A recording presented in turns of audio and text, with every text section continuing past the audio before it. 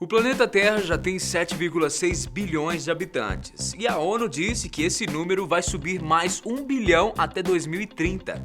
Com exceção dos gêmeos univitelinos, todos nós somos diferentes uns dos outros. E a ideia que temos de bonito e feio é bem relativa, e geralmente é a nossa cultura que define os nossos gostos pessoais. Sem falar que modismo tá aí, né, gente, para provar que o feio pode ser lindo e o lindo pode ficar brega e ultrapassado.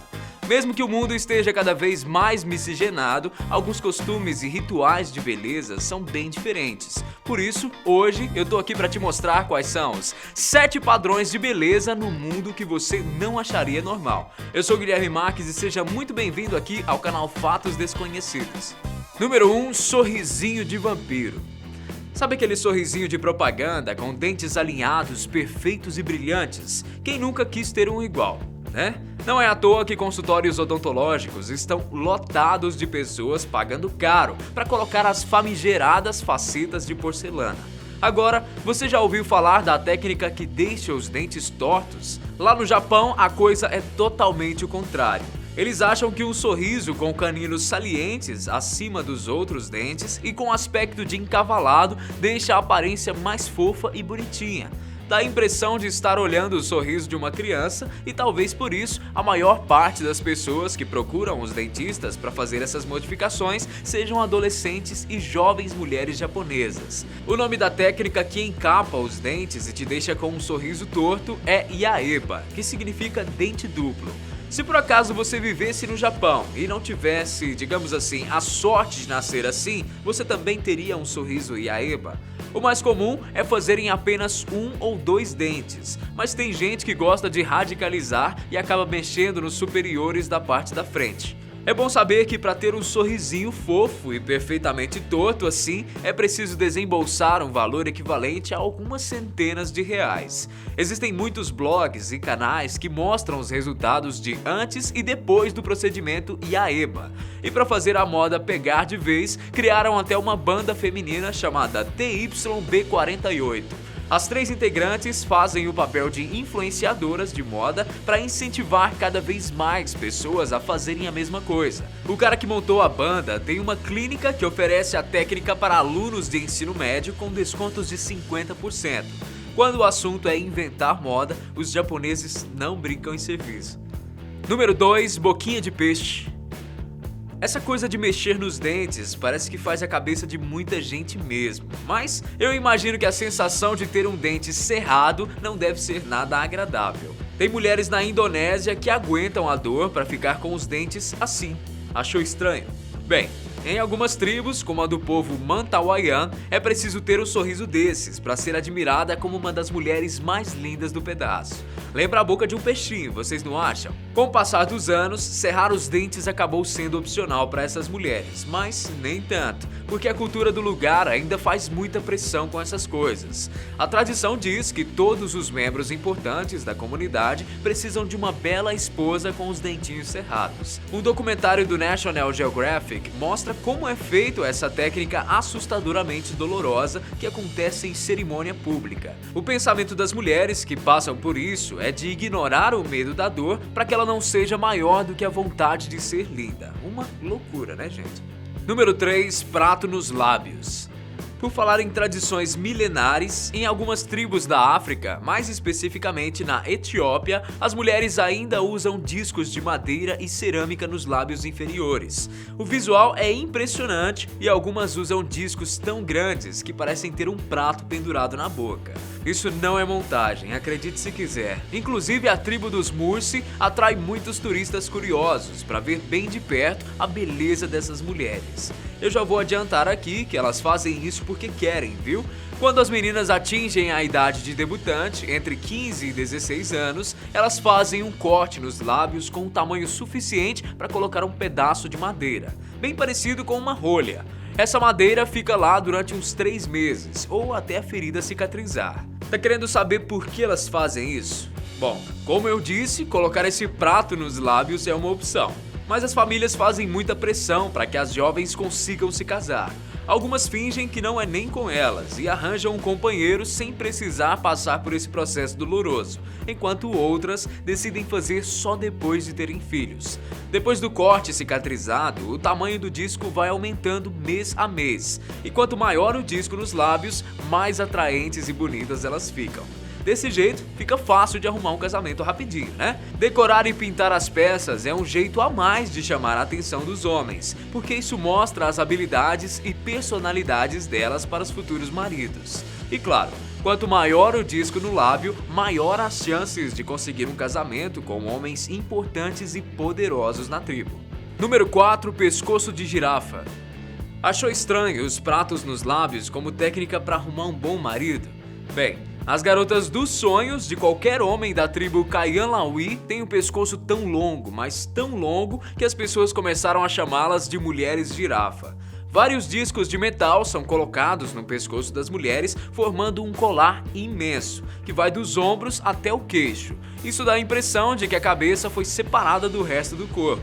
A origem dessa tradição deu muitas histórias, e uma delas fala que esse colar é na verdade um mecanismo de defesa contra ataques de tigres, que pegam as presas pelo pescoço e fazem elas sangrar até a morte. Até que faz sentido, né? Se o objetivo era manter a linhagem da tribo protegendo as progenitoras. A verdade é que o tamanho do pescoço delas não é tão diferente assim, e o colar até ajuda a manter a postura ereta. É mais um truque de ilusão de ótica do que uma deformidade anatômica de verdade.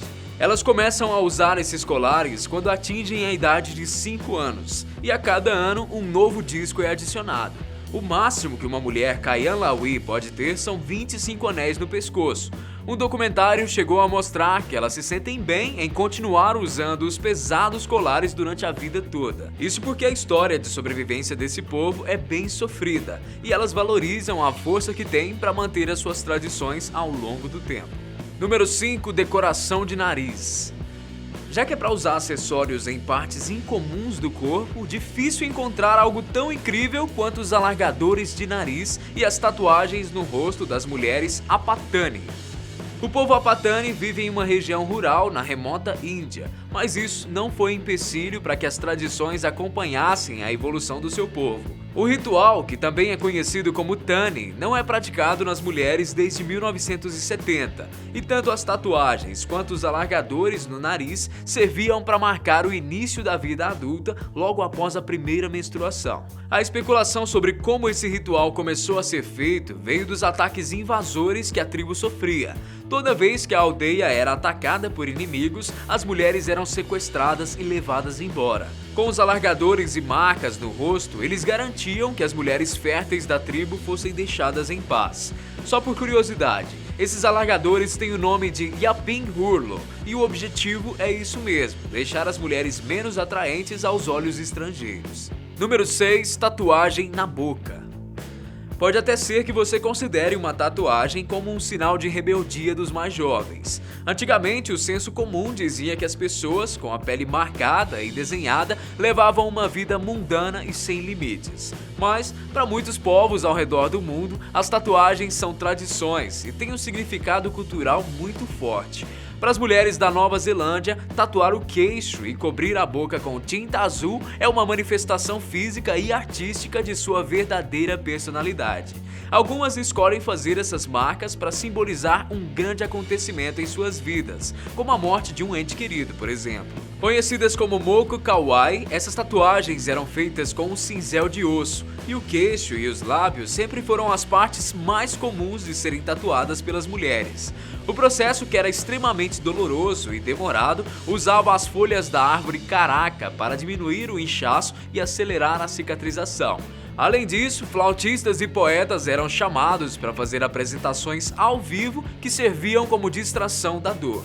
Se você já fez uma tatuagem, sabe que não tem nada que alivie aquela dorzinha chata. Número 7. Escarificação. Eu acho realmente incrível que muitos povos ao redor do mundo consigam manter as suas tradições e modos de vida exóticos e intocados ao longo do tempo. É esse o caso de algumas tribos da África e suas lendárias formas de escarificação. Não faz ideia do que é isso, né? Bom, É esse o nome da técnica que marca a pele com padrões e desenhos usando uma faca. É tipo uma tatuagem, só que sem tinta, e o desenho é formado por várias cicatrizes. A tribo Dinka vive no Sudão do Sul e mantém a tradição de marcar o rosto dos meninos e meninas para simbolizar a passagem da vida de criança para a vida adulta. Nos meninos são feitos 3 riscos paralelos que representam a sua masculinidade, e nas meninas, riscos triangulares na testa que simbolizam fertilidade. E não para por aí. Eles são proibidos de chorar ou de demonstrar qualquer sinal de fraqueza durante a escarificação. Do contrário, toda a família seria envergonhada e desonrada. Mas a escarificação não é coisa só do povo Dinka. Várias comunidades ao redor do mundo também praticam, como o povo Kaningara, que vive em Papua Nova Guiné, uma ilha na Oceania. Lá, eles são um pouco mais radicais na hora de escarificar alguém que está pronto para as obrigações da vida adulta. Primeiro, eles levam os meninos para um tipo de quarentena, onde eles ficam confinados uns 2 meses e não podem manter nenhum tipo de contato com a família. Depois de aprender com os mais sábios como proteger e manter as tradições dos antepassados, os meninos Kaningara vão até o pajé da tribo para iniciar a sessão de tortura, ou melhor, cortes nas costas. Como eles vivem numa região em que as inundações e crocodilos são bem comuns, não é surpresa nenhuma que as marcas imitam o padrão do couro de crocodilo. Doeu só de pensar? Diz aí, ficou com vontade de fazer alguma coisa parecida? Conta pra gente tudo isso e muito mais aqui embaixo pelos comentários. Grande abraço pra você e a gente se vê no próximo vídeo. Tchau!